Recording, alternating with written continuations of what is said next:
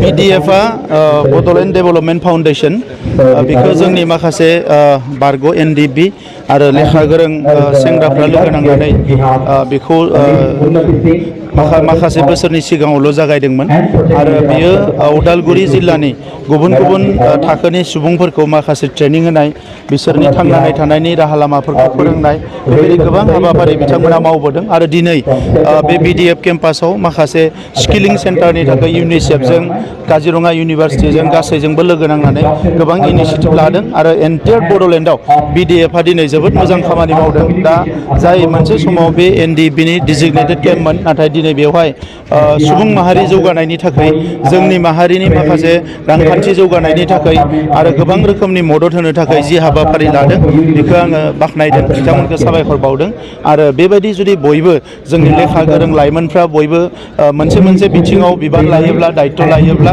जोंनि हारिया थाबैनो जौगालांनो हागोन आरो गोबां बिथिङाव दिनैनि मुलुगाव जायफोरखौनोखि बयनिख्रुइ गोनांसिन होननानै सानदों बे हाबाफारिफ्राव जोङो दावगालांनो हागोन। ग्रिन बड'लेण्ड मिशना बड'लेण्ड जोंनि गभर्नमेन्टनि मिशन। जोङो 10 बोसोरनि गेजेराव जोंनि जि आबहावा बेखौ जाहाथे जेरैखि जाया मोजां खालामफिननो हायो बिनि थाखाय जोङो ग्रिन बड'लेण्ड मिशनखौ लादों।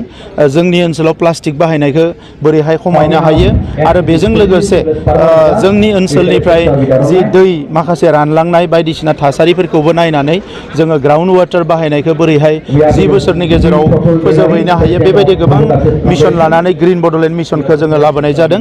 मानोना गासैबो मुलुगा दिनै बिदुंनि सायाव एबा दुंहाव मोनसे जि थासारि लासै लासैनो बांनो हमदों माने बोथोरा, दा बेखौ माने खमायनो थाखाय मुलुगनि मानसिफ्रा खामानि मावदों। दा बेवहाय बड'लेण्डआबो फासयना थानो हाया, ओंखायनो जोंबो बे बिथिंफोरखौ लानानै खामानि मावदों। जिहेतु थांनाय बाराव जितु गोबां बिफां गायदोंमोन बे माबायदि बेखौ फरेस्ट डिपार्टमेन्टनि दायित्व बियो, मानोना आसामनिफ्राय बे इनिशिएटिभखौ लानाय जादोंमोन, जों सापर्टसो होदोंमोन। नैबे ग्रिन बड'लेण्ड मिशना पियर जोंनिनो।